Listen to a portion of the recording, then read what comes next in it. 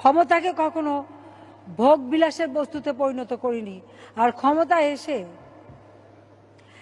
কি কোন ব্র্যান্ড পরবো, কোন ব্র্যান্ড নিয়ে চলবো, কোন গাড়ি চলবো, কোন দেশ থেকে ফার্নিচার আনবো, সেই মানে কি বলে ইটালিয়ান আনবো না দুবাই থেকে আনবো না কোন চাকচিক্য আনবো,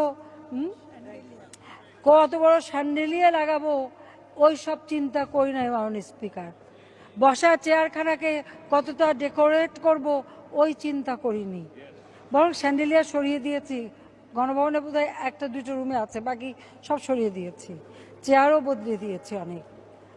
ওগুলির দরকার নেই তো। আমার দেশের মানুষ ভালো আছে কিনা, দেশের মানুষ খেতে পায় কিনা, দেশের মানুষ সুন্দর থাকে কিনা সেটাই চাই। ওইটুকুই আমাদের লক্ষ্য, আর সেই লক্ষ্য নিয়েই রাজনীতি করছি। কাজে ওই ধরনের উচ্চ